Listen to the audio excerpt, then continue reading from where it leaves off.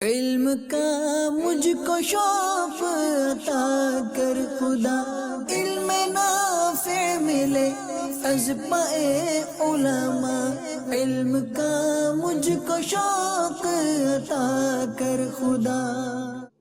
الحمدللہ رب العالمین والصلاة والسلام علی سید المرسلین، اما بعد فاعوذ باللہ من الشیطان الرجیم، بسم اللہ الرحمن الرحیم۔ الصلاة والسلام علیکہ یا رسول اللہ، الصلاة والسلام علیکہ یا حبیب اللہ، الصلاة والسلام علیکہ یا نبی اللہ وعلی آلکہ واصحابکہ یا نور اللہ۔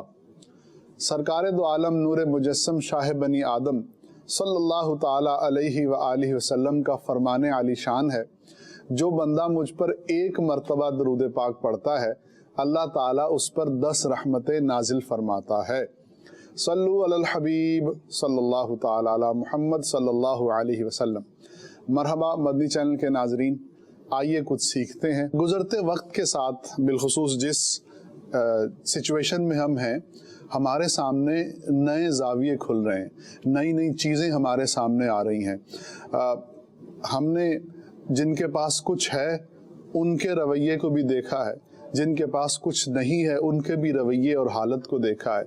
کسی کو اللہ نے بہت دیا ہے اور وہ چاہے تو بہت کچھ آگے دے سکتا ہے، وہ روک کر بیٹھا ہے، وہ ذخیرہ اندوزی کر رہا ہے، اور کوئی ایسا بھی ہے کہ جو اللہ کی راہ میں لٹائے چلا جا رہا ہے۔ کچھ ایسے ہیں کہ جن کو نہیں ملا اور جب ملا تو انہوں نے بھی ذخیرہ کر لیا۔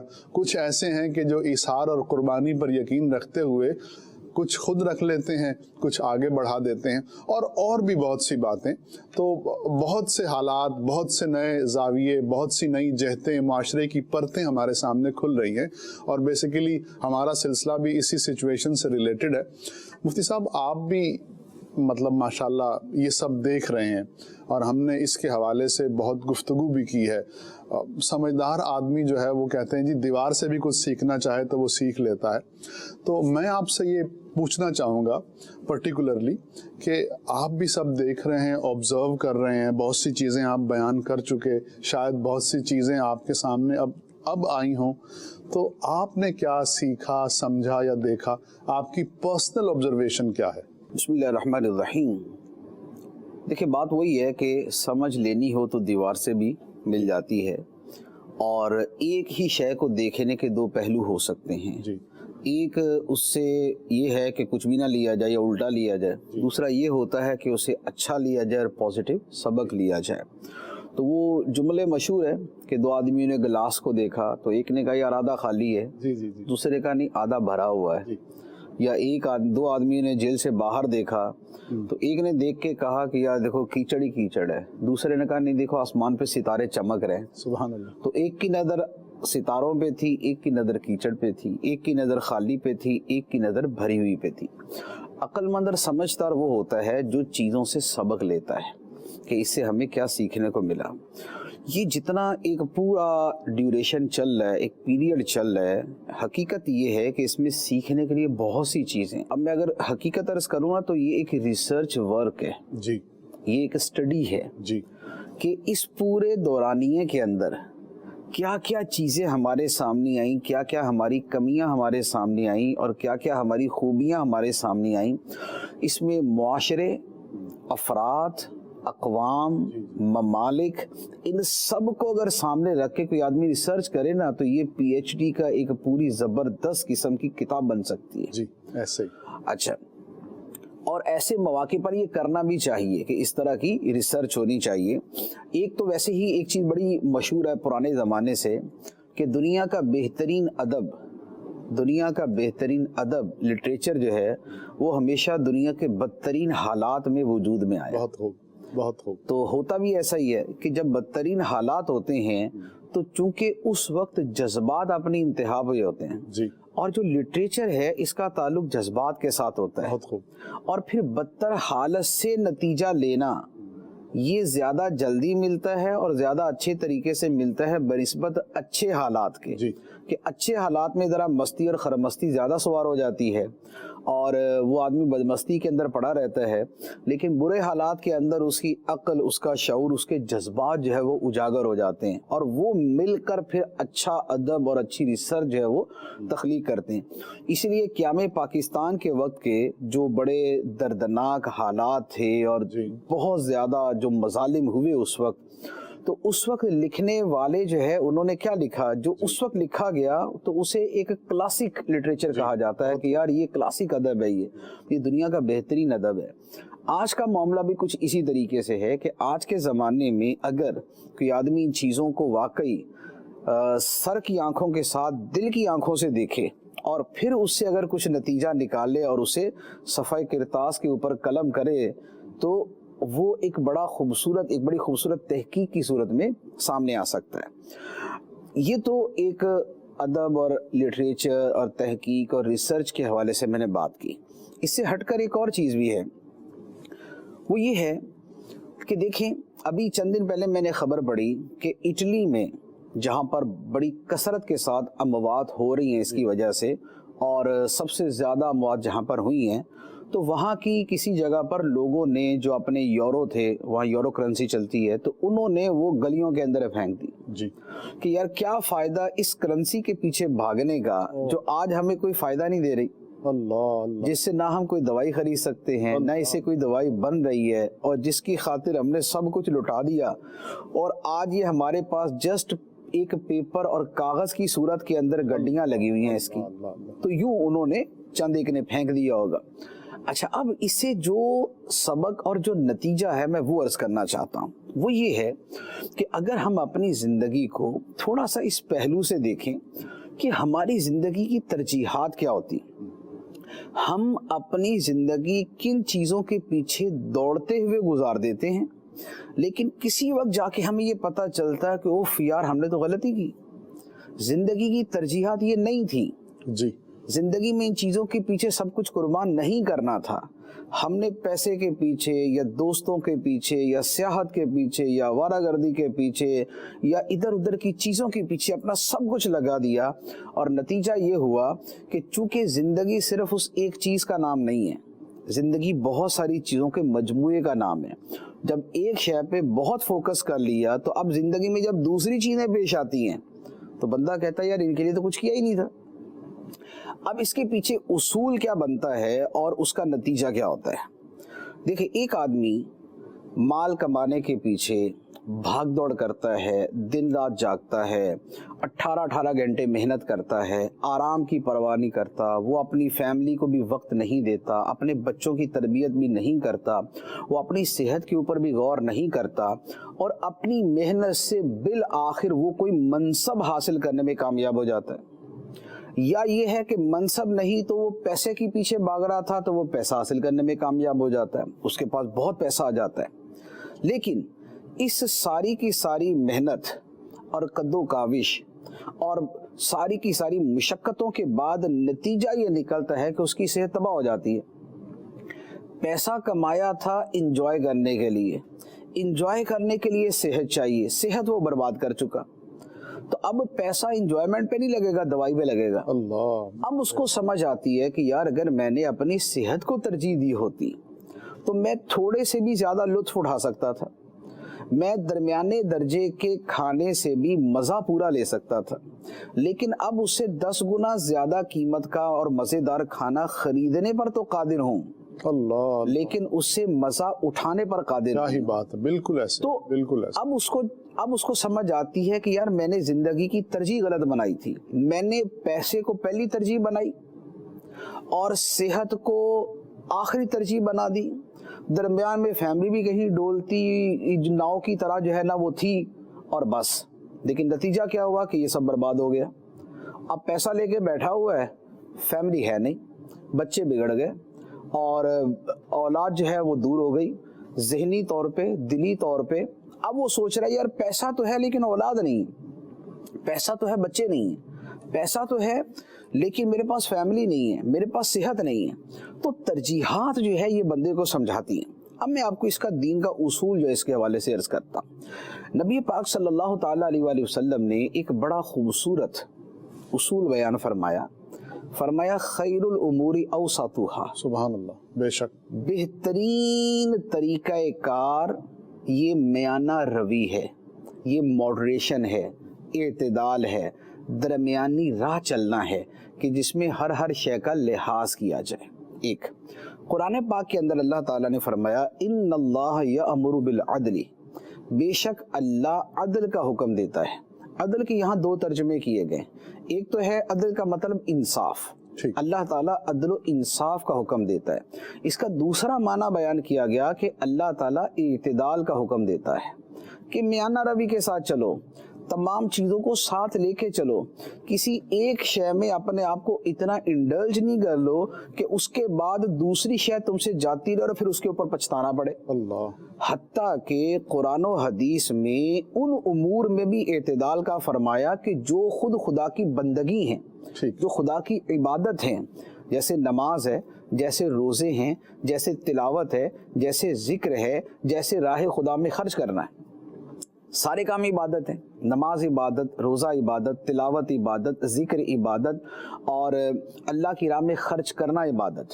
لیکن انہی کاموں کے اندر اللہ تعالیٰ نے اور اللہ کے حبیب علیہ الصلوۃ والسلام نے فرمایا اعتدال کے ساتھ۔ سبحان اللہ، قرآن پاک کے اندر راہ خدا میں خرچ کرنے کے بارے میں فرمایا کہ وَلَا تَبْسُطْهَا كُلَّ الْبَسْطِ، سبحان اللہ، لا تجعل يدك مغلولة إلى عنقك ولا تبسطها كل البسط فتقعد ملوما محسورا۔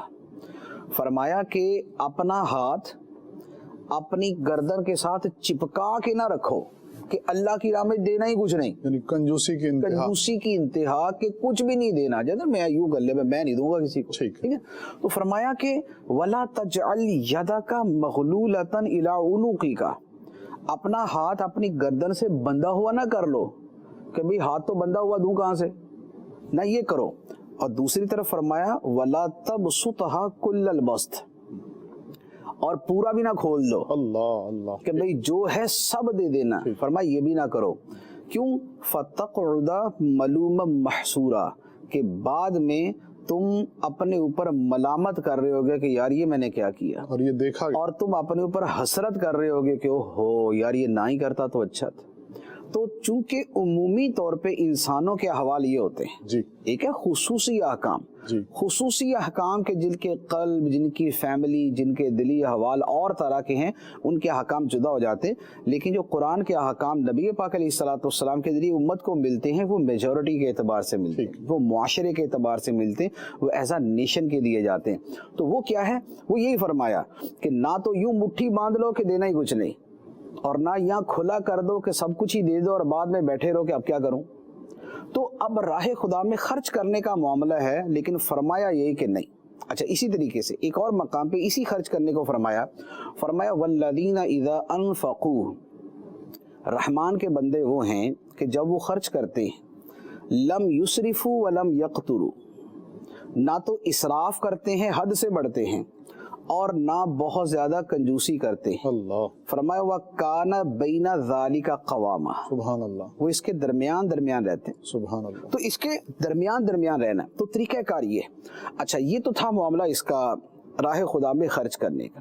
عبادت کا معاملہ، نبی پاک علیہ الصلوۃ والسلام کی بارگاہ میں چند صحابہ کرام آئے اور عرض کی یا رسول اللہ، ہم نے یہ ارادہ کیا ہے کہ ہم پوری زندگی دن میں روزہ رکھیں گے، رات میں ہم عبادت کریں گے، نفل پڑھیں گے، قیام کریں گے، اور ہم نے تہیہ کیا کہ پوری زندگی یہی کریں گے۔ نبی پاک صلی اللہ علیہ وآلہ وسلم نے فرمایا کہ یوں نہ کرو، اللہ، فرمایا کہ تمہارے گھر والوں کا بھی تمہارے اوپر حق ہے، سبحان اللہ، تمہارے اپنے جسم کا، اپنے وجود کا بھی تمہارے اوپر حق ہے۔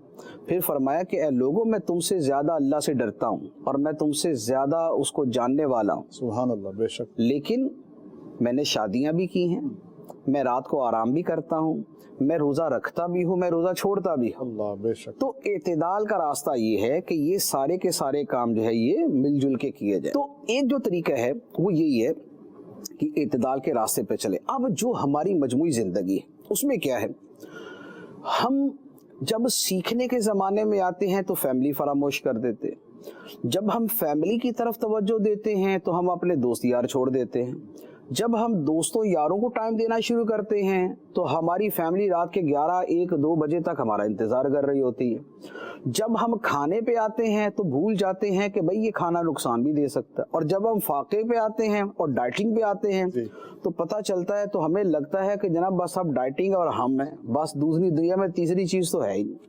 تو ایکسٹریمزم جو ہے, انتہا پسندی اور کسی بھی شے میں انتہا کو چلے جانا, یہ نقصان دہ ہوتا ہے. ہماری زندگی جن چیزوں پہ مشتمل ہے ان سب کا خیال کیا جائے. یہ نہ ہو کہ آپ فیملی اور دوستوں کو اتنا ٹائم دیں کہ مالی اعتبار سے کنگال ہو جائیں, جی, نہ آپ یوں کاروبار میں ڈوب جائیں کہ آپ کے گھر والے, آپ کے دوست, اچھے دوست سب آپ سے چھوٹ جائیں اور سب آپ کو بھول جائیں, اور جب آپ ان کی طرف جانے لگے تو وہ بولے ہو آر یو, اللہ بھائی صاحب آپ کون ہیں, آپ کو کبھی دیکھا تھا ہم نے یار. جی جی جی جی. تو اب بندہ ان کے پیچھے پیچھے پھر رہا ہوتا ہے کہ یار کوئی تو مل لے, ساری دل کی باتیں کوئی تو مل لے, یہ جو آپ کر رہے ہیں. تو بات یہ ہے, یہ وقوعے ہیں, یہ زندگی کے سانحات ہیں, یہ زندگی کے حقائق ہیں جو پیش آتے ہیں. تو اچھا, اسی طریقے سے دوستی یاری میں مزہ تو بڑا آتا ہے, لیکن بندہ جب اپنی مسلسل راتیں انہی کے ساتھ برباد کرنا شروع کر دیتا ہے تو پھر کسی زمانے میں یاد آتا ہے کہ یار اگر میں اعتدال سے کر لیتا تو کچھ وقت میں سیکھنے پہ لگاتا, کچھ وقت میں فیملی کو دیتا, کچھ وقت میں اپنی صحت کو دیتا, کچھ وقت میں اپنی پڑھائی کو دیتا, کچھ وقت میں اپنے دوستوں کو دیتا. تو دیکھیں انسان کی جو زندگی ہے وہ جن چیزوں کا مجموعہ ہے وہ کیا. اچھا, اسی ایک اور چیز اس کے ساتھ ایڈ کر دوں, پھر اس کے بعد میں نتیجے کی طرف جاتا ہوں. ایک اور چیز یہ ہے کہ بعض اوقات دنیا کے کاموں میں ہم بڑے اچھے ہوتے ہیں, ہم اپنی صحت کا بھی خیال کرتے ہیں, ہم فیملی کو بھی ٹائم دیتے ہیں, دوستوں کے ساتھ بھی اٹھتے بیٹھتے ہیں, مالی معاملات بھی اچھے ہوتے ہیں, کاروبار نوکری بھی اچھی ہوتی ہے, شہرت عزت سب ملی ہوتی ہے, لیکن مقبول عند الناس اور مردود عند اللہ. اللہ اللہ, کہ لوگوں کی نظر میں تو بڑے مقبول ہیں کہ جناب پڑھا لکھا, انٹلیکچوئل, سمجھدار, گفتگو شاندار, مالی حالت اچھی ہے, فیملی کی تربیت بھی اچھی کر رہا ہے, دنیا اچھی کمائے گی, مستقبل اچھا ہو جائے گا, لیکن نماز کا نام و نشان نہیں, قرآن کی تلاوت کی توفیق نہیں, ذکر الہی زبان پہ جاری نہیں ہوتا, زبان پہ کبھی درود پاک آیا نہیں ہے, کبھی اللہ کی طرف رجوع کرنے کی توفیق نہیں ہوئی, کبھی راہ خدا میں خرچ کرنے کا اس کو موقع ہی نہیں ملتا, تو آخرت اصلاً فراموش, اور ایسی فراموش کہ مخلوق تو یاد ہے, خدا یاد نہیں ہے. اللہ, تو یہ کیا ہے, وہ جو فرمایا نا وَلَا تَكُونُوا كَالَّذِينَ نَسُوا اللَّهَ, کہ ان لوگوں کی طرح نہ بن جاؤ جنہوں نے خدا کو بھلا دی. فَأَنْسَاهُمْ أَنفُسَهُمْ, تو خدا نے انہیں ان کی جانیں بھلا دی. اللہ, ان کی جانوں کا فائدہ سب سے زیادہ آخرت میں تھا. جی, تو انہوں نے خدا کو بلایا تو خدا نے انہیں ان کی جانوں میں ڈال دیا, لگے رہو. تو اب وہ خدا کو بلا کے اپنی جانوں کو بھی بلا بیٹھے کہ ان کی جان کا اصل فائدہ کیا ہے. تو طریقہ کار یہ ہے کہ دیکھیں ہر چیز تقریباً کمپلسری ہوتی ہے. انسان کی مالی حالت اچھی ہو, یہ یوں کہہ لے کہ تقریباً ضروری ہی ہوتی ہے, کیونکہ مال اسباب میں سے ہے اور دنیا عالم الاسباب ہے.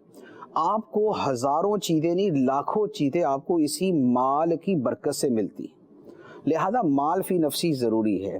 یہ نہیں ہے کہ آپ بولے کہ نہیں جناب مجھے تو میں نے تو مال لینا ہی, اور آپ کی حالت بھی اولیاء کرام والی نہیں ہے جو متوکلین علی اللہ کے درجے پر فائز ہیں, وہ نہیں ہے. اب ہم مال چھوڑیں گے تو نتیجہ کیا ہو گیا, دوائی چاہیے تو آپ پریشان ہیں, بچے بیمار ہے تو پریشان ہیں, شادی کا موقع آیا تو پریشان ہے, مہمان آ گیا تو پریشان ہے, آپ نے کہیں جانا ہے تو پریشان ہے, آپ نے کوئی سفر کرنا ہے تو پریشان ہے. تو بھائی مال جو ہے یہ قیام للناس ہے, یہ لوگوں کی زندگیوں کی بقا کا ذریعہ ہے, لہذا مال ایک اچھی ایسی مقدار میں ہونا چاہیے کہ جس کے ذریعے دل و دماغ کو سکون رہے اور آدمی پریشان نظری کا شکار نہ ہو. اچھا, لیکن مال آپ کے پاس بہت ہے لیکن آپ کے پاس آپ کی فیملی نہیں. اللہ, آپ کے بیوی بچے ذہنی طور پہ آپ سے بہت دور ہو چکے, تو اب آپ مال کا اچار ڈالیں گے, کیا کریں گے مال کا؟ تو بھائی مال کے ساتھ آپ کی فیملی بھی ضروری, لہٰذا مال کمانے کے ساتھ اپنی فیملی کو, بیوی کو, بچوں کو, ماں کو, بہن بھائیوں کو, رشتہ داروں کو جس کو جتنا ٹائم دینا چاہیے اس کے مطابق ٹائم دیا جائے. تو لہذا فیملی جو ہے یہ زندگی کے اندر ایک کمپلسری چیز ہے. اچھا مال بھی ہے فیملی بھی ہے, دونوں چیزیں, صحت برباد ہے, اللہ, جگر خراب, گردے خراب, کمر خراب, بلڈ پریشر, ہارٹ کا پرابلم جناب, ہیپاٹائٹس, اور کوئی اور مسئلہ, کوئی اور مسئلہ, کوئی اور مسئلہ. تو اب آپ فیملی ہے لیکن آپ بیزار بیٹھے, انہیں اٹکیلیاں سوجی ہیں, ہم بیزار بیٹھے ہیں. تو وہ کچھ کریں گے بھی تو یہ بندہ بولے گا یار بس اب کیا کر رہے ہیں میرے ساتھ. جی. مال موجود ہے لیکن یہ بندہ بیزار بیٹھا ہوا. تو صحت, جان ہے تو جہان ہے. اللہ اللہ. تو صحت ہے تو آپ سارا کچھ کر سکیں گے. اب صحت کے لیے پھر آپ کو ذرا اس کے تقاضے پورے کرنے پڑیں گے. اس میں سیر بھی آ جاتی ہے, اس میں اچھی خوراک بھی آ جاتی ہے, اس میں اعتدال کے ساتھ کھانا بھی آ جاتا ہے, اس میں اوور ایٹنگ سے بچنا بھی آ جاتا ہے, اس میں بہت زیادہ ڈائٹ کرنے سے بچنا بھی آ جاتا ہے. تو اب یہ ساری کی ساری چیز اس میں آ جاتی. تو دیکھیں, فیملی ہے, مال ہے, صحت ہے, اور اس کے ساتھ پھر آپ کی آخرت ان سب پر مقدم ہے. اس کے ساتھ آپ کا معاشرے کے ساتھ رویہ ہے. فیملی کے ساتھ بہت اچھے ہیں, باہر آپ جناب بالکل ظالم بنے ہوئے, یا باہر بہت اچھے ہیں فیملی کے ساتھ ظالم بنے ہوئے, تو آپ کا جو اخلاقی رویہ ہے اس کا اچھا ہونا ضروری. تو یہ زندگی جو ہے یہ ایک پیکج ہے. یہ پیکج جو ہے یہ ایسا ہی ہے جیسے آج کل راشن کا پیکج چل رہا ہے کہ آپ کسی کو سارا کچھ دے دیں اور اس کو نمک نہ ڈالیں گے نا, تو بولے گا جناب نمک تو ہے نہیں, مزہ کیا آئے گا, بھلے آپ مجھے مٹن ہی دے دو, گوشت ہی دے دو, ٹھیک ہے. یا آپ نے سارا کچھ دے دیا, آٹا دیا ہی نہیں ہے, تو وہ کیا سالن پکا کے انگلیوں کے ساتھ کھائے گا کیا. تو زندگی بھی ایک پیکج ہے. اس پیکج کے اندر فیملی بھی ہے, اس پیکج میں صحت بھی ہے, اس پیکج میں اپنی ذات بھی ہے, اس پیکج میں اپنا دل و دماغ بھی ہے, اس میں ذہنی تسکین بھی ہے, اس میں روحانی تسکین بھی ہے. آپ کو ذہن کی امپرومنٹ چاہیے, وہ علم سے ملے گی. آپ کو روح کی طاقت چاہیے, وہ آپ کو روحانیت سے ملے گی, وہ خدا کی یاد سے ملے گی.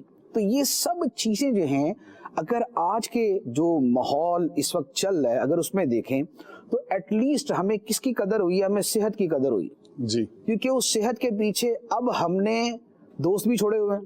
جی. ہم فیملی کو بھی یوں گھور کے دیکھتے ہیں کہ بھائی کہیں وہ تو نہیں آ رہا اس کے ساتھ. جی. اور ہم نے اپنے کاروبار کو بھی فراموش کیا ہوا. کیوں؟ اپنی صحت کے لیے, اپنی زندگی کے لیے. تو اس کا مطلب یہ ہوا کہ صحت کی اہمیت یہ ہمارے سامنے آ گئی, اور یہ پتا چل گیا کہ یار صحت کی قیمت پر کوئی کام نہیں کرنا. اللہ. صحت کی قیمت پر مال نہیں کمانا, صحت کی قیمت پر ہم نے جناب وہ کھانے پینے اور دوستی یاروں سے نہیں ملنا. تو یہ ایک شے ہمارے سامنے آئی. لیکن کبھی مالی پریشانی آتی ہے تو پتہ چلتا نہیں مال بڑا ضروری ہے, پھر مال کی اہمیت سامنے آتی ہے. لیکن جب آپ سب کچھ کما کے بھی بے سکونی کا شکار ہوتے ہیں, پھر آپ کو پتہ چلتا ہے یار خدا سے تعلق کی کیا قدر و قیمت ہے. پھر آپ کو اللہ سے تعلق جو آپ کی روح کو سکون دیتا, پھر اس کی قدر کا پتہ چلتا ہے. تو اس کا مطلب یہ ہوا کہ یہ ساری کی ساری چیزیں اعتدال کے ساتھ اپنی اپنی جگہ پر ہونی چاہیے, اور یہی وہ دین کا حکم تھا, خیر الامور اوسطھا, بہترین طریقہ میانہ روی. جی.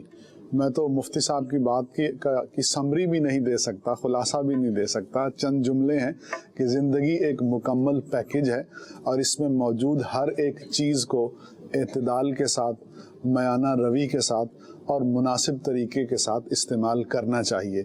آپ عبادات سے بھی غافل نہ ہوں, آپ اپنی معاشیات سے بھی غافل نہ ہوں, آپ اپنی فیملی کو بھی وقت دیں, آپ اپنے دوستوں کو بھی وقت دیں, آپ قرآن کی تلاوت بھی کریں, آپ حلال روزی بھی کمائیں, اور آپ تہجد میں گڑ گڑا کر اللہ کریم کی بارگاہ میں رجوع بھی کریں.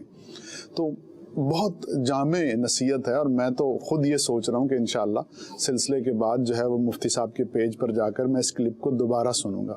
بحیثیت انسان ہر ایک میں کمیاں ہوتی ہیں, اور علماء جب بات کرتے ہیں تو ان باتوں کے ذریعے انسان جو ہے اپنے آپ کو مکمل کر سکتا ہے, تکمیل ہو سکتی ہے. ویل مفتی صاحب, there is another very intellectual question. ایک ڈیبیٹ جاری ہے پوری دنیا میں, جو ہماری انٹیلیجنشیا ہے, انٹلیکچوئل لوگ ہیں, وہ کہہ رہے ہیں کہ the world is not going to be the same after it.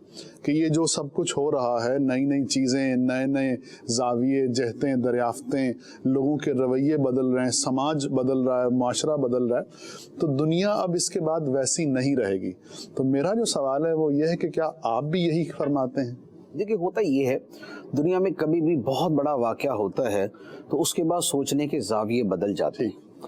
اچھا, ہوتا یہ ہے کہ لوگ ایک مخصوص انداز میں زندگی گزار رہے ہوتے ہیں, اور زندگی گزارتے گزارتے اس کے ساتھ جو دیگر چیزیں چپکنا شروع ہو جاتی ہیں جی اور یوں کہہ لے کہ ان نوئنگلی پتہ بھی نہیں چلتا اور انکانشیسلی وہ اس کے ساتھ چپک جاتی ہیں، تو آدمی چلتا جاتا ہے، پھر ایک وقت آتا ہے کہ اس کو سمجھ آتی ہے کہ ہو یار یہ تو تھوڑا سا گڑبڑ ہو گئی، لیکن ہمت نہیں ہوتی کہ ان چیزوں کو چھوڑے۔ جی تو پھر ایک خدائی طرف سے، اللہ کی طرف سے ان کے ساتھ ایک ایسا کچھ ہوتا ہے کہ جس کے ذریعے ان کو وہ چیزیں چھوڑنا آسان ہو جاتی ہیں، اور یہ اللہ تعالیٰ کا نظام ہے۔ اللہ اللہ تلک الایام نداولها بین الناس، سبحان اللہ کہ سبحان یہ ایام ہیں جو خدا لوگوں کے درمیان پھراتا ہے، اللہ یہ لوگوں کے درمیان پھراتا ہے۔ اونچے سر جو ہے وہ نیچے کر دیتا ہے، اکڑے ہوئے سر جھکا دیتا ہے، اور بہت سے عاجزی کرنے والوں کے سروں کو بلند کر دیتا ہے۔ تو یہ خدا کا نظام ہے۔ اچھا، اس میں یہ نظام دو طرح چلتا ہے، ایک یہ نظام چلتا ہے تشریعی اعتبار سے، اور ایک چلتا ہے تکوینی اعتبار سے۔ یہ دونوں طرح خدا کا نظام چلتا ہے۔ آپ اس کی مثال لے لیں کہ تشریعی اعتبار سے، یعنی شریعت کے اعتبار سے کیا ہوتا ہے کہ نبی پاک صلی اللہ تعالیٰ علیہ وآلہ وسلم نے ایک حدیث مبارک کے اندر بڑی خوبصورت بات ارشاد فرمایا کہ اللہ تعالیٰ ہر 100 سال کے اختتام پر ایک ایسا بندہ بھیجے گا کہ جو اس دین کو نئے سرے سے تازہ کر دے گا۔ دین کے اندر بدعتیں، خرابیاں اور بہت ساری چیزیں جو ہے وہ لوگوں کے اعمال کی صورت میں شامل ہوتی جائیں گی، تو اللہ تعالیٰ صدی کے اختتام پر ایک بندے کو بھیجتا ہے کہ جو اصل دین کو نکھار کر لوگوں کے سامنے پیش کر دیتا ہے۔ چنانچہ جب بھی مظالم بڑھے، جب بھی بدعات میں اضافہ ہوا، جب بھی غلط طریقے اختیار کیے گئے، جب بھی شریعت اور دین کی غلط تعبیرات کی گئیں، تو اللہ تعالیٰ نے ایسے بندوں کو پیدا کیا کہ جن بندوں نے دین کو نئے سرے سے لوگوں کے سامنے واضح کر دیا۔ یہ سلسلہ کہلاتا ہے مجددین کا سلسلہ۔ یہ سلسلہ کہلاتا ہے مجددین کا سلسلہ، کہ اللہ تعالیٰ ہر صدی میں ایک مجدد بھیجتا ہے، اور بعض کے اعتبار سے یہ ہے کہ مجددین کی ایک جماعت ہوتی ہے، تو وہ اللہ تبارک و تعالیٰ مبعوث فرماتا ہے بغیر نبوت کے، اور یہ پھر کام کرتے ہیں۔ تو ہمارے سامنے کہ بہت ساری صدیوں کے اندر، بلکہ تقریباً ہر صدی کے اندر حالات بدلتے ہیں، پھر اللہ تعالیٰ کسی بندے کو بھیجتا ہے اور وہ ایسا انقلاب برپا کرتا ہے کہ جس سے ایک مرتبہ دین دوبارہ نکھر کا سامنے آ جاتا ہے۔ امام غزالی علیہ رحمہ کی مثال ہے، علامہ راضی کی مثال ہے، مجدد رفسانی کی مثال ہے، شیخ عبدالحق محدث دہلوی کی مثال ہے، علامہ سیوطی کی مثال ہے، اعلیٰ حضرت امام اہل سنت مجدد دین و ملت شاہ امام احمد رضا خان علیہ رحمۃ الرحمٰن کی مثال ہے۔ تو یہ سب کیا تھا کہ نظام شریعت کے اندر اللہ تبارک و تعالیٰ ایسے افراد کو بھیجتا ہے کہ جو دین کا اصل روپ لوگوں کے سامنے پیش کر دیتے۔ اچھا، دوسری طرف کیا ہوتا ہے؟ دوسری طرف ہے کائناتی نظام، کہ دنیا جو ہے وہ ایک انداز میں چل رہی ہوتی ہے اور اس میں بہت ساری انہونیاں ہو رہی ہوتی، تو اللہ تبارک و تعالیٰ اس کو بدلتا ہے، اور اللہ تعالیٰ نے قرآن پاک کے اندر اس کو بیان فرمایا وَلَوْلَا دَفْعُ اللَّهِ النَّاسَ بَعْضَهُمْ بِبَعْضٍ لَفَسَدَتِ الْأَرْضِ، فرمایا کہ اگر اللہ بعض لوگوں کو دوسرے بعض لوگوں کے ذریعے دفع نہ کر دے، دور نہ کر دے، تو زمین میں فساد برپا ہو جائے۔ تو یہ اللہ کا نظام ہے کہ کچھ لوگوں کو کچھ لوگوں کے ذریعے ہٹا دیتا ہے۔ جب اللہ تعالیٰ کچھ لوگوں کو کچھ لوگوں کے ذریعے ہٹاتا ہے تو زمین میں جو فساد چل رہا ہوتا ہے، وہ فساد جو ہے وہ ختم ہونے پہ آتا ہے، وہ کمی کی طرف آتا ہے۔ اب آپ دیکھیں دنیا میں فساد کیسا ہو رہا ہے۔ دنیا میں فساد کی ایک بہت بڑی صورت یہ ہو رہی ہے کہ پیسہ کہاں خرچ ہو رہا ہے؟ سلطنتوں کے پیسے، ملکوں کے پیسے، اور جو دنیا کی پاورز ہیں، تو پاورفل کنٹریز ہیں، ان کا پیسہ کہاں خرچ ہو رہا ہے؟ سب سے زیادہ اسلحے کے اوپر اور دوسروں کو نیچا دکھانے کے اوپر۔ اب اسلحے پر اور دوسروں کو نیچے دکھانے پر اور دوسروں سے مقابلہ بازی پہ پیسہ خرچ ہو رہا ہے۔ تو اب سب اسی میں لگے ہوئے تھے، لیکن اللہ تعالیٰ نے یہ جو کورونا کی صورت میں ایک انقلاب جو ہے نا لوگوں کے سامنے کیا، نتیجہ کیا ہوا کہ اب سب کو اسرا بھول گیا۔ اب سب کو یاد آیا کہ یار یہ جو ہم خام خواہ چاند پہ چڑھنے میں مقابلے کیے جا رہے ہیں اور مریخ پہ پہنچنے میں مقابلے کیے جا رہے ہیں، اور کھربوں ڈالر اسلحہ بیچنے بنانے اور خریدنے پر لگاتے ہیں، کھربوں ڈالر جو ہم فلکیات اور ان چیزوں پہ لگا دیتے ہیں اس سے زیادہ ضروری یہ تھا، وہ تو بہت ساری جگہوں پہ ہے ہی غلط، لیکن اس سے زیادہ ضروری، اگر کسی جگہ وہ ضروری بھی تھا تو اس سے زیادہ ضروری یہ تھا کہ یار یہ پیسہ کاش کے انسانوں کی بھلائی پہ لگایا ہوتا، کاش کے لوگوں کی صحت پہ لگایا ہوتا، کاش کے لوگوں کی خیرخواہی پہ لگایا ہوتا، کاش کہ ان کی بھوک ختم کرنے پہ لگایا ہوتا۔ تو اب یہ اللہ تعالیٰ کی طرف سے ایک ایسی تبدیلی ان کے سامنے آئی کہ جس سے دنیا بدلے گی۔ تو یہ جو دنیا کا بدلنا ہوتا ہے یہ ہر بڑے واقعے کے بعد بدلتی ہے۔ 9/11 کے بعد مشہور ہے کہ جناب دنیا بدل گئی۔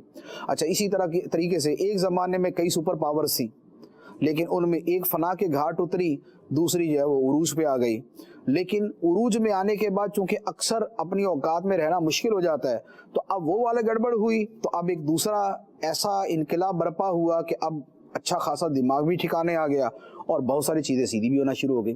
تو بات یہ ہے کہ یہ جو انقلاب ہے اب اس کے بعد اب تبدیلی کیا آئے گی؟ جی یہ تبدیلی اگر میں گنوانا شروع کروں تو یہ ایک نیا ٹاپک ہو جائے گا اور اس کے اوپر ڈیٹیل جو ہے وہ ڈسکشن ہوگی اور یہ بھی انشاءاللہ کسی دن ہم کریں گے۔ لیکن ایک بات ضرور ہے کہ اب وہ پیسہ، وہ کھربوں ڈالر جو اسلحہ بنانے پر اور خریدنے میں لگائے جاتے تھے، اب وہ وہاں سے شفٹ ہو کے موو ہو کے اب لوگوں کی صحت کے اوپر لگنا شروع ہو جائیں گے۔ اب ہوگا کہ نہیں، جس چیز کو ہم نے ترجیح نہیں دی تھی وہی اصل ترجیح تھی، جی نمبر 1۔ نمبر 2، اب وہ جو پہلے ان لوگوں کو پروموٹ کیا جاتا تھا اور ان کو بڑا چڑھا کے پیش کیا جاتا تھا اور ان پہ پیسہ خرچ کیا جاتا تھا جن کا حقیقت میں معاشرے کو کوئی فائدہ نہیں ہے یا بہت تھوڑا سا فائدہ ہے، فلموں کا، ڈراموں کا، گانوں کا زندگی کی بنیادی ضروریات کے ساتھ کوئی تعلق نہیں۔ ایسا نہیں ہے کہ فلم، ڈرامہ، گانا نہ ہو تو لوگ مرنا شروع ہو جاتے ہیں یا زندگی بڑی مشکل میں آ جاتی ہے، ایسا کچھ نہیں۔ یہ ٹوٹل فضولیات، لغویات اور لہویات تھے۔ اچھا مہنگے مہنگے ڈریس، مہنگے مہنگے کپڑے، کاسمیٹکس، اور یہ جو پوری ایک دنیا تھی، اب سمجھ آیا کہ یار میک اپ کے بغیر بھی زندگی گزر جاتی ہے، گزر رہی نا آج کل، تو اس کے بغیر بھی گزر جاتی ہے۔ یہ بھڑکیلے اور بے حیائی کے لباس کے بغیر بھی زندگی گزر جاتی۔ یہ جو تھا کہ جناب نقاب پہنا تو دنیا کی ترقی رک جائے گی، اب کہہ رہے یار مرد بھی لگا کے گھومے اور نہیں لگایا تو جرمانہ کریں گے۔ بہت خوب۔ پہلے نقاب لگانے پہ جیل میں ڈالتے تھے، اب نہ لگانے پہ کہتے جیل میں ڈال دیں گے۔ اللہ اللہ اللہ، سبحان اللہ۔ تو کیا ہوا کہ اللہ تعالیٰ نے ایک مرتبہ لوگوں کو اچھے طریقے سے بتا دیا کہ نقاب لگانا اچھی بات ہے اور اس کو لگا کے بہت اچھے طریقے سے گزارا ہو سکتا ہے، اس کو لگا کے ڈاکٹر بھی کام کر سکتے ہیں، پولیس بھی کام کر سکتی ہے، اس پہ جناب لوگ دکان بھی چلا سکتے ہیں، اس پہ جناب حوضری کا کام بھی ہو سکتا ہے، اس پہ ملیں فیکٹریاں بھی چل سکتی ہیں۔ اور پہلے تو صرف عورتوں کے لیے حکم تھا، اب ساتھ میں مردوں نے بھی کر کے بتا دیا کہ نہیں جناب بالکل حق حق حق، اب سارے حق ہو کے نعرے مار رہے ہیں۔ تو بھائی یہ جو حق ہو کے نعرے مار رہے ہیں تو اس سے یہ سمجھ آ گیا کہ بھائی نقاب کے ساتھ بہت کچھ ہو سکتا ہے۔ اور یہ جو الٹے سیدھے لباس تھے ان سب کے بغیر بھی گزارا ہو سکتا ہے۔ تو اب وہ جو لگژری کی زندگی تھی اور سپر لگژری کی زندگی تھی، اس کی بجائے جو سادہ زندگی وہ سمجھ آنا شروع ہو گئی۔ اچھا پھر کیا ہے، ایک اور بہت بڑی جو چیز ہوگی وہ کیا ہوگا، وہ یہ ہوگی کہ خدا نے جو حلال اور حرام کیے تھے، خدا نے فرمایا تھا کہ ہادہ حلال و ہادہ حرام، یہ حلال ہے وہ حرام، یہ لوگ جو ہے نا وہ جھوٹی ریسرچیں کر کے اور جھوٹے تجزیے کر کے اور جھوٹا ڈیٹا جمع کر کے بتا رہے تھے کہ یار خنزیر کو حرام کیا لیکن تو یہ تو اتنا برکت والا ہے، اس کی کیا ناخن سے لے کے بال تک ہر شے میں برکت ہی برکت ہے، ریسرچ یہ کہہ رہی تھی۔ اچھا یہ کیا حلال و حرام کا نظام ہے یار، یہ دہریے یہ بولتے تھے یار خدا کو ہمارا مینیو بنانے کی کیا ضرورت ہے۔ اب سمجھ آ گئی کہ مینیو کیوں بنایا گیا تھا۔ اللہ، یہ جو مینیو کے اندر سانپ کو نکال دیا تھا، یہ مینیو کے اندر چمگادڑ کو نکال دیا تھا، یہ جو مینیو کے اندر جو ہے نا وہ پینگولین کو نکال دیا تھا، یہ جو مینول کے اندر یہ کتے بلے نکال دیے تھے، تو اب سمجھ آیا کہ نہیں یار، الا یعلم من خلق، اللہ اللہ، کیا وہ نہیں جانتا جس نے پیدا کیا ہے؟ سبحان اللہ۔ تو جس خدا نے پیدا کیا ہے وہ جانتا ہے کہ ان کے مینیو میں کیا ہونا چاہیے اور کیا نہیں ہونا چاہیے، لہذا جو فہرست اور لسٹ اس نے دی تھی نا وہی ٹھیک ہے۔ اللہ، اب لوگ اس پہ ریسرچ کریں گے ابھی تک لوگ مان نہیں رہے. ابھی بھی بہت سارے مہربان وہ ہیں, خاص طور پہ ہمارے ملک میں, چونکہ وہ ہوتے ہیں نا وہ دیسی لبرل بیچارے زیادہ پرابلم میں آ جاتے, کیونکہ ادھر والے تو تب بھی تحقیق پہ چل رہے ہوتے ہیں نا کہ یار صحیح ہوا تو مان لیں گے. ہمارے والوں نے تو قسم کھائی ہوتی ہے اور دلوں پہ مہر لگا کے بیٹھے ہوتے کہ ہم نے تو نہیں ماننا جناب, زمین جنبد نہ جنبد, گل محمد نہ جنبد. تو یہ گل محمد نہیں کبھی بدلتے, تو یہ ابھی بھی لگے ہوئے ارے نہیں نہیں نہیں, یہ بس خام خواہ حلال و حرام کی بحث چھیڑ دی. لیکن وہ جن کے ہاں چھڑی تھی وہ تو پابندی لگا کے بیٹھے ہوئے. اللہ, انہوں نے تو سارے کے سارے اس طرح کی جتنی چیزیں تھی مارکیٹ سے اٹھا دی جی, اور انہوں نے تو کہہ دیا کہ بھئی یہ والے جو ہے نا اس کو روک دو, یہ جو ہے نا یہ سانپ کھانے کا, یہ چمگادڑ کھانے کا, یہ فلاں فلاں کھانے کا, یہ آئندہ یہ بند. تو بھئی جب ان سے ہو ہی کچھ نہیں رہا بقول ان کے, تو میرے خیال میں تو وہ ساری چیزیں لا کے ان کو پکڑ کے کھلانی چاہیے کہ کھاؤ ان کو ذرا, تمہیں پتہ چلے کیا ہوتا ہے. تو اب دنیا جو بدلے گی وہ ایک اس انداز سے بدلے گی کہ اب حلال و حرام کے اعتبار سے سوچے گی کہ کیا چیز ہے جس سے یہ ایک چیز پیدا ہوتی ہے, یہ امیون سسٹم کے اندر پرابلم آتا ہے, قوت مدافعت ختم ہوتی ہے, کم ہوتی ہے, وہ کیا چیز. اچھا اسی طرح ایک میں چیز اور آپ کو اور عرض کرتا ہوں, اگرچہ معاملہ یہ ہے کہ جو یہ ہے نا, یہ جو پیسے کمانے والی ایک دنیا ہے پوری, سرمایہ دارانہ نظام جو ہے, اس کو زیادہ عرصہ نہیں لگتا کہ یہ میڈیا کے جھوٹ اور کس بیانی کے ذریعے لوگوں کے دماغوں پہ پردے ڈال دیتے ہیں. ورنہ کیا ہے, ورنہ یہ ہے کہ ابھی یہ جب یہ ریسرچ ہوگی نا کہ یار یہ کیا وجہ ہے کہ یہ والے مخصوص ممالک جو ہیں ان میں تو بیماری پھیلی اور یہ جو ممالک ہیں ان میں بیماری اتنی نہیں پھیلی. بہت گہری بات. وجہ فرق کیا ہے؟ آخر جو ڈیٹا بنایا جاتا ہے, جو استقراء اور تتبع جسے کہا جاتا ہے, تو ڈیٹا کلیکٹ کر کے اس سے نتائج نکالے جاتے ہیں نا, سروے کیے جاتے ہیں. تو اب اگر سروے کریں گے اور سروے کے پیچھے کچھ اسباب بھی ہوں گے, سروے کیا کہ جناب فلاں ملک کے اندر جو ہے نا زندگی عام طور پہ صحت مند رہتی ہے, لمبی ہوتی ہے, وجہ کیا؟ وجہ یہ پتا چلا کہ یار وہ نیچرل چیزوں پہ زیادہ گزارا کرتے, وہ سبزی زیادہ کھاتے, وہ دودھ دہی اور لسی کا استعمال زیادہ کرتے. یہ ایک سروے ہوتا ہے, اس کا نتیجہ نکلتا ہے. اچھا اسی طریقے سے ابھی کافی عرصہ پہلے کی بات, 20-25 سال پہلے کی ایک کتاب تھی چائنا اسٹڈی, بہت فیمس, آپ کو یاد ہے چائنا اسٹڈی کے نام سے, میں نے وہ کتاب پڑھی. جی, اس کتاب کے اندر جو لائف سٹائل ہے خاص طور پہ خوراک کے معاملے میں, وہ کمپیریزن کیا گیا ایک ملک کا دوسرے ملک کے ساتھ. ایک ملک میں بیماری بہت کم تھی, دوسرے میں بہت زیادہ تھی. تو آخر کیا وجہ ہے کہ یار دونوں میں اتنا فرق چل رہا ہے؟ تو اس کے نتیجے میں پتا چلا کہ بھئی یہاں پر سادہ خوراک ہے اور وہاں پر فاسٹ فوڈ ہے اور اس طرح کی چیزیں کھائی جاتی.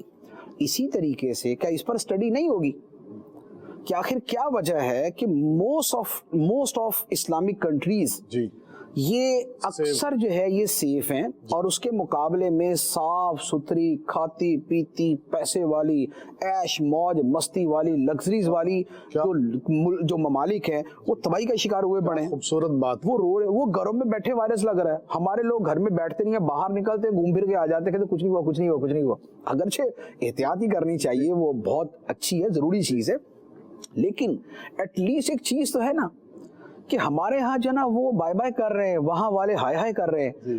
تو اب اس کے پیچھے ریزن کیا, اس کے پیچھے ریزن کیا نکلے گا, جو ایک جسٹ میں ایک یوں کہہ لیں کہ انڈیکیشن کے طور پہ عرض کر رہا ہوں, ریسرچ ہوگی تو ہی پتا چلے گا حقیقت میں. نمبر 1 خنزیر کھانے والے, نمبر 2 شراب پینے والے, نمبر 3 دیگر حرام چیزیں کھانے والے, نمبر 4 جو وداؤٹ لمٹس جو ایک ریلیشن شپ ہے جی, جو ناجائز اور حرام تعلقات کے معاملات ہیں, کوئی تمیز نہیں, یہ سب چیزیں اس کے پیچھے چل رہی ہوں گی. اس کے بعد پھر یہ ٹن پیک چیزیں, یہ ڈبہ پیک چیزیں, یہ کیمیکل والی چیزیں, یہ وہ چیزیں نکلیں گی کہ جس کا پتہ چلے گا کہ یار یہ اسباب بن رہے ہیں. خاص طور پہ شراب خانہ خراب. میں آپ کو عرض کروں کہ شراب سراسر بیماری, الخبائث اگر فرمایا گیا ہے, بے شک اور کائنات کی سب سے زیادہ جاننے والی ہستی خدا کے بعد نبی پاک صلی اللہ تعالیٰ علیہ وسلم نے فرمایا کہ شراب خبائث کی جڑ ہے, ماں ہے, یہ حقیقت ہے. اور ساری دنیا جانتی ہے کہ شراب کی خباثت کیسی ہے. ہم سے زیادہ انگریزوں نے لکھا ہے اس کے اوپر جی. ہم سے زیادہ امریکہ میں لکھا گیا, مسلمانوں سے زیادہ انگریزوں نے لکھا ہے کہ شراب کی تباہیاں کیا ہے. کھانسی ہے یا شراب نہیں پینا, گردوں میں پرابلم ہے یا شراب نہیں پینا, جگر میں خرابی ہو شراب نہیں پینا, اچھا ہارٹ کا پرابلم ہے یا شراب کم کر دو, اچھا آنکھیں خراب ہے تو بھی شراب کم کر دو, دماغ خراب ہے تو بھی شراب کم کر دو, نفسیاتی امراض ہے تو بھی شراب کم کرو. وہ بھائی جب اتنا تم کہتے ہو کہ کم کر دو تو اسلام نے تو پہلے پابندی لگا دی کہ رجس من عمل شیطان, یہ شیطان کا عمل ہے, ناپاک ہے. تو اب اس کے اوپر بھی ریسرچ کریں گے تو پتہ چلے گا کہ امیون سسٹم کا ستیہ ناش کرنے کے اندر اس کا ہاتھ تھا, کیونکہ یہ آپ کی باڈی کو افیکٹ کرتی ہے, شراب باڈی کو افیکٹ کرتی ہے, شراب جگر پہ اثر انداز ہوتی ہے, شراب گردوں پہ اثر انداز ہوتی ہے. جب جگر اور گردوں پہ اثر انداز ہوگی تو امیون سسٹم کیا دماغ کے اوپر سے چل رہا ہوتا ہے, وہ انہی کے ساتھ ریلیٹ ہے. امیون سسٹم کا تعلق جو ہے یہی جو اعضائے رئیسہ جن کو کہا جاتا ہے اور بلڈ جو ہے یہ اسی کے ساتھ ریلیٹ کرتا ہے. تو جب اس کو خراب کر دیا, اس کو خراب کیا تو امیون سسٹم کے اندر اسی طرح کی پرابلمز ہوئیں. اب جب ایسا معاملہ پیش آیا تو پتہ چلا یہ کیسے کیا ہو گیا.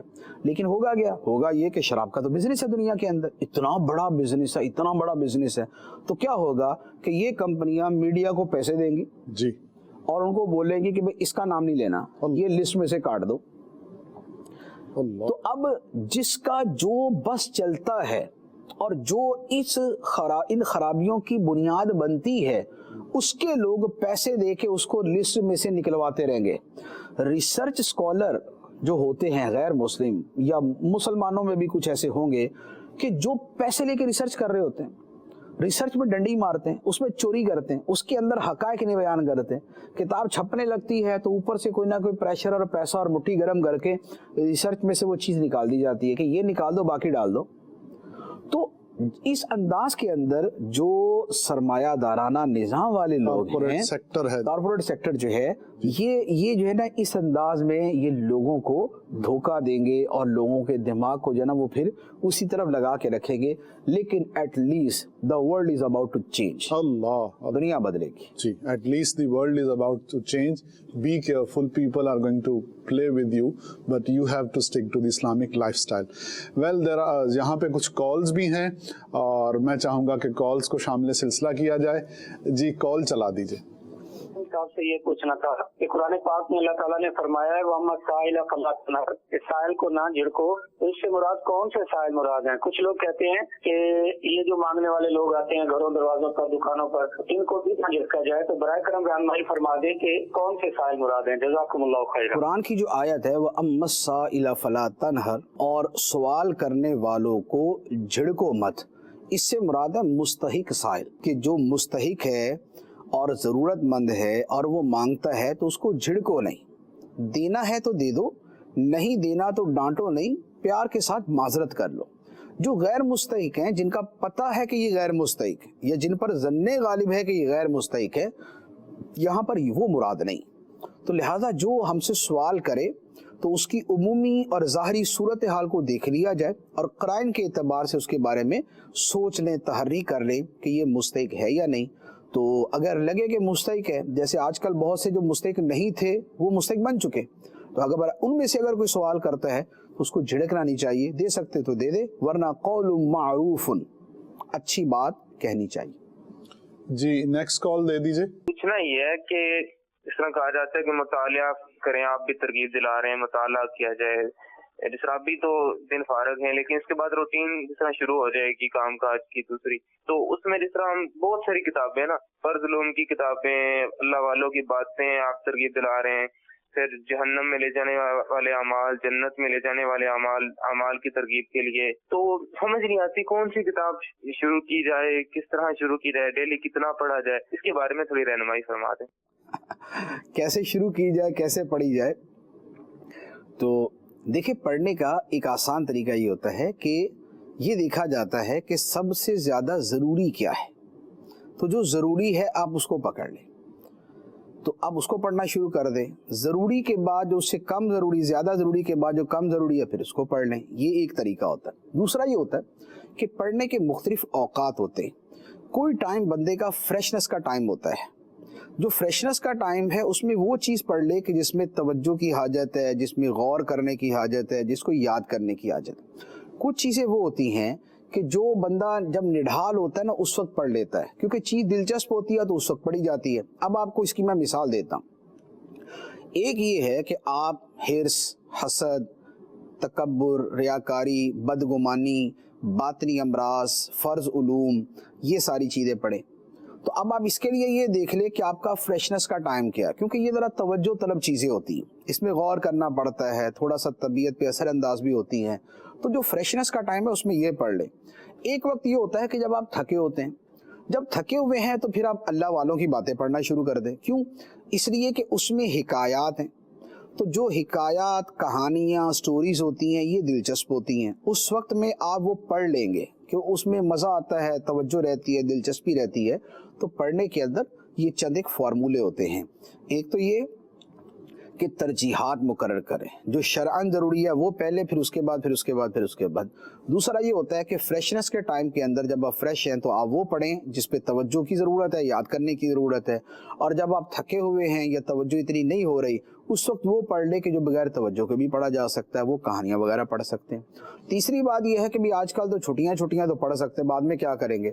تو بعد میں یہ ہے کہ لازمی بات ہے کہ آج کل جتنا پڑھ سکتے ہیں بعد میں اتنا نہیں پڑھ سکیں گے، لیکن پڑھنے کا کچھ نہ کچھ وقت مقرر کریں۔ مثال کے طور پہ 26 منٹ، 30 منٹ، آپ 30 منٹ کا مطالعہ کرنا یہ اپنے معمول میں شامل کر لیں۔ اس سے زیادہ کر سکتے ہیں، جیسے 1 گھنٹہ کر سکتے ہو تو 1 گھنٹہ کر لیں۔ تو جب اتنا وقت آپ اپنے اوپر ایک قسم کا لازم کر لیں گے تو اتنا پڑھا بھی جائے گا۔ بہت زیادہ پڑھنا مشکل ہوتا ہے، 30 منٹ کا پڑھنا اتنا مشکل نہیں ہوتا۔ تو تھوڑا تھوڑا پڑھتے رہیں گے، عادت بن جائے گی، عادت سے شوق بن جائے گا، شوق بنے گا تو پھر آپ کو پوچھنے کی ضرورت ہی نہیں پڑے گی۔ جی نیکسٹ کال دے دیجئے۔ ماشاءاللہ سلسلہ آئیے کچھ سیکھتے ہیں، کمال سلسلہ ہے ماشاءاللہ۔ یہ جس دن سے سٹارٹ ہوا ہے اللہ کی رحمت کرم کے صدقے میں انتہائی باقاعدگی کے ساتھ اس سلسلے کو سنتا ہوں۔ کیا بات ہے مفتی صاحب کی، ماشاءاللہ ماشاءاللہ، ایسی علمی گفتگو فرماتے ہیں، ایسی علمی گفتگو کہ ماشاءاللہ کئی بکس پڑھ کر بھی شاید ایسا مواد جمع نہیں ہو سکتا جو مفتی صاحب کا 1 گھنٹے کا سلسلہ دیکھنے سے اللہ کی رحمت کرم کا صدقہ۔ ابھی میں سن رہا تھا مفتی صاحب کو، وہ مینیو کے بارے میں ارشاد فرما رہے تھے کہ تمہارا مینیو، اللہ بہتر جانتا ہے کہ تمہارا مینیو کیا، اللہ کو کیا ضرورت ہے، دہریہ کہہ رہے تھے۔ کمال ہے مفتی صاحب، میں کہتا ہوں آپ کی عظمت کو سلام ہے، ماشاءاللہ ماشاءاللہ۔ اللہ تعالیٰ بے بہا برکتیں عطا فرمائے آپ کو، اللہ سلامت رکھے، شاد باد رکھے۔ آمین آمین، اللہ کریم آپ کو بھی سلامت رکھے اور شاد آپ باد بھی رکھے۔ شامل ہیں ساتھ ساتھ۔ جی کچھ SMS ہیں۔ ایک بڑا فریکوینٹلی سوال جو ہے وہ پوچھا جا رہا ہے کہ جنازے کے لیے کتنے افراد ہوں کم از کم، اور کتنے دن تک یعنی جنازہ پڑھا جا سکتا ہے، قبر پر بھی جنازہ پڑھا جا سکتا ہے؟ جنازے میں کتنے افراد ہوں اس میں افراد کی قید نہیں ہے۔ ٹھیک، ایک بندہ بھی اگر جنازہ پڑھ لیتا ہے تو یہ جنازے کا جو فرض کفایہ ہے وہ ادا ہو جائے گا۔ ٹھیک، اور ایک بہتر صورت یہ ہے کہ کم از کم جو ہے وہ 3 صفحے ہوں، کیونکہ 3 صفحوں کے بارے میں حدیث مبارک کے اندر فضیلت بیان کی گئی ہے کہ ان کی دعا پہ اللہ تعالیٰ اس کو بخش دیتا ہے۔ تو لہذا 3 صفحے، اس لیے علماء نے یہ فرمایا کہ مثال کے طور پہ امام کے پیچھے صرف 6 بندے ہیں، تو 6 بندے ہیں تو وہ یہ کرے کہ 3 کی ایک صف بنا لے، 2 کی ایک بنا لے، 1 پیچھے کھڑے کر دے۔ تو اس طریقے سے 3 صفحے کر لیجئے۔ ایک دوسری بات یہ ہے کہ کیا قبر پہ جنازہ پڑھا جا سکتا ہے یا نہیں، اس کے بارے میں حکم یہ ہے کہ جنازہ جو ہے اگر تو کسی کی میت پہ ویسے نہیں پڑھا گیا، دفنانے سے پہلے اگر نہیں پڑھا گیا تو اب اس کی قبر پہ پڑھ سکتے ہیں۔ اگر پہلے پڑھ چکے تو قبر پہ نہیں پڑھ سکتے، ٹھیک، پہلے نہیں پڑھ سکے تو اب قبر پہ پڑھ سکتے ہیں، لیکن اس کی مدت ہے۔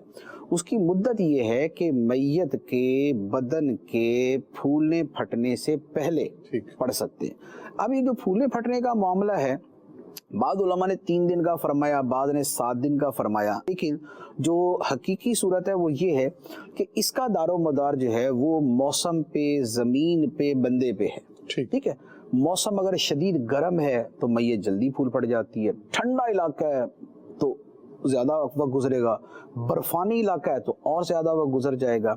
تو یہ موسم، اچھا اسی طرح زمین جو ہے اگر وہ نمکین شور والی زمین ہے تو جلدی گل جائے گا، اور اگر وہ بالکل صاف مٹی والی زمین ہے تو زیادہ وقت گزر جاتا ہے۔ تو اب یہ جیسی کنڈیشن ہے اس کو سامنے رکھ کے جو سمجھدار آدمی ہوگا وہ فیصلہ کرے گا۔ اب اگر جنازہ نہیں پڑھا تھا تو میت کے پھولنے پھٹنے سے پہلے اس کا جنازہ پڑھ سکتے ہیں، بلکہ پھر پڑھنا ہوگا۔ ٹھیک ٹھیک۔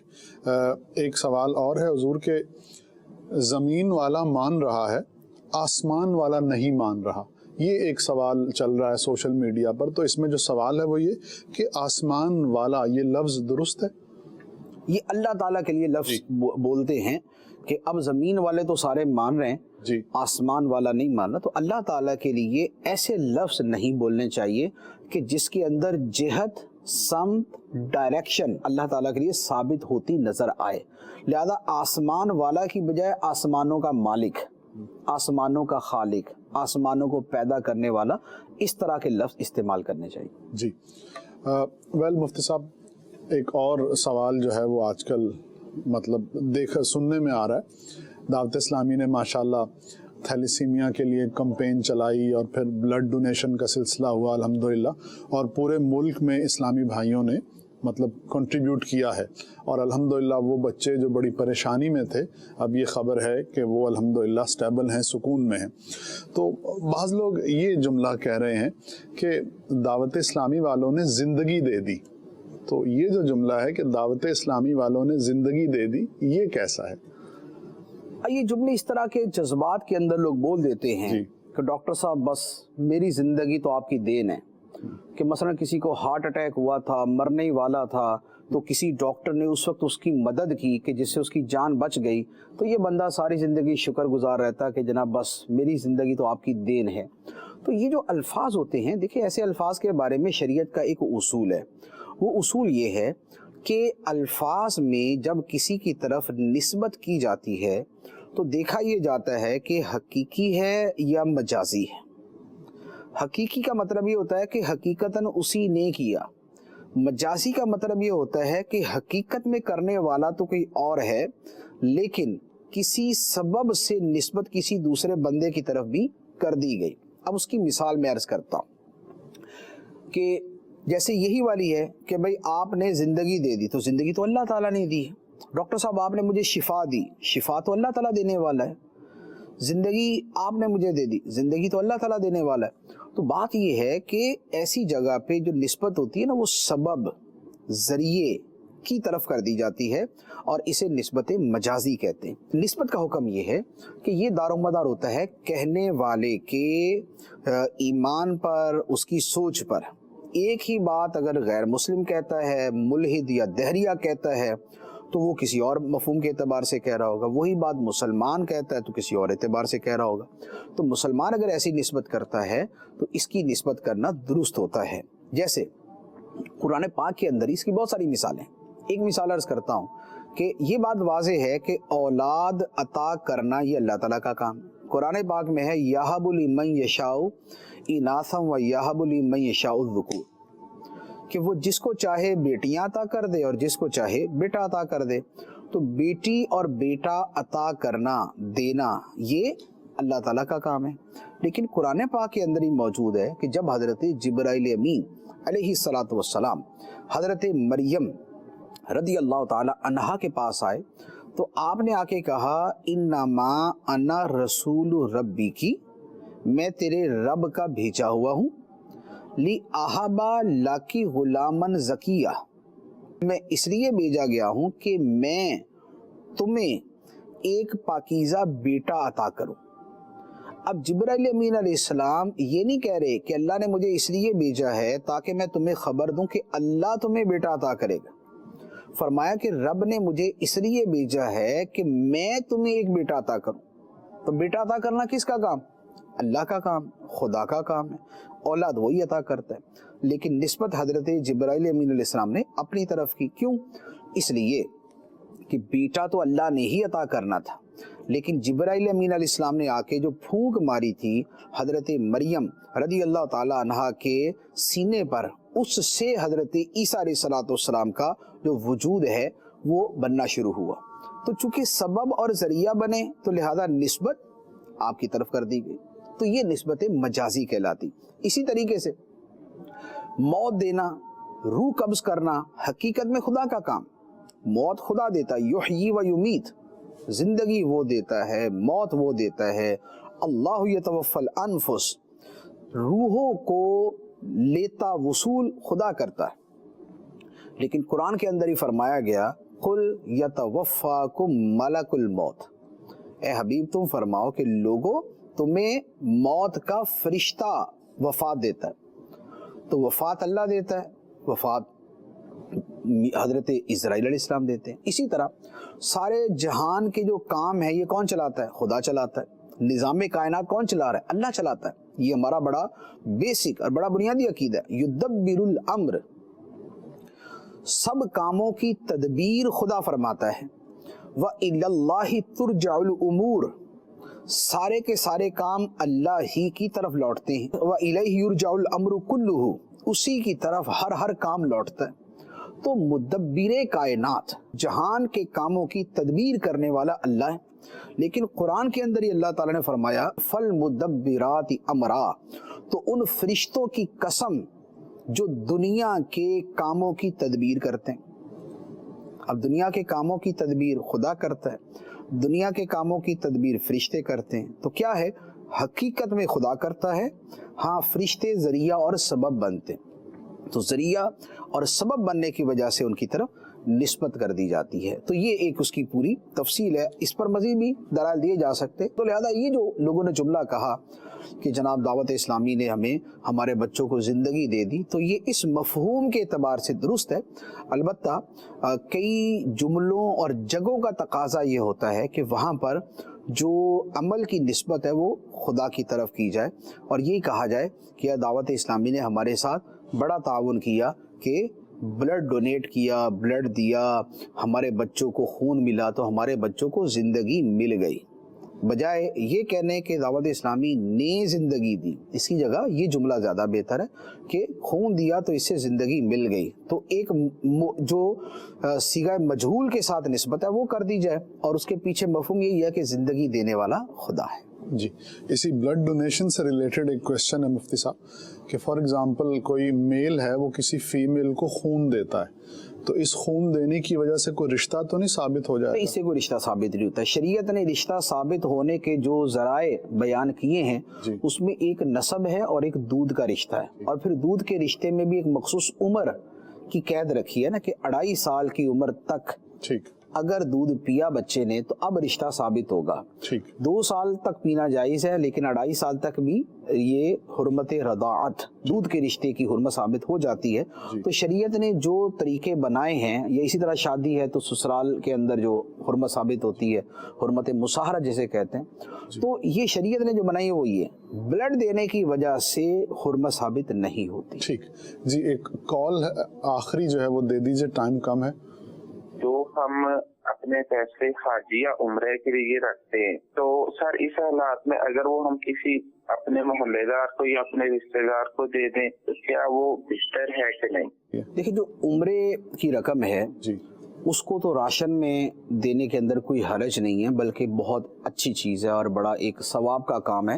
ضرورت مند کی مدد کرنا یہ عمرے سے زیادہ فضیلت والا کام ہے. ٹھیک. دوسرا ہے حج. حج کے معاملے میں 2 صورتیں, ایک ہے نفلی حج. ٹھیک, اگر نفلی حج ہے تو اس میں بھی کسی کی مدد کر دینا یہ حج کرنے سے زیادہ فضیلت ہوگا. ٹھیک ہے. تیسرا ہے کہ اس پہ حج فرض ہے. ٹھیک. اب حج فرض ہو چکا کہ جیسے آج کل پیسے موجود ہیں اور ابھی چند دنوں کے اندر یہ اخراجات جمع کروانا شروع ہو جائیں گے, تو حج فرض ہونے کے بعد پھر پرائرٹی جو ہے وہ حج کو دینی چاہیے, پھر حج پر خرچ کیا جائے اور ان کی مدد کرنے کا کوئی دوسرا ذریعہ اختیار کیا جائے. مدنی چینل کے ناظرین, سلسلے کا وقت جو ہے وہ ختم ہو چکا ہے. مدنی چینل دیکھتے رہیے. صلو علی الحبیب صلی اللہ تعالی علی محمد صلی اللہ علیہ وسلم. علم کا مجھ کو شوق عطا کر خدا, علم نافع ملے از پائے علماء. علم کا مجھ کو شوق عطا کر خدا.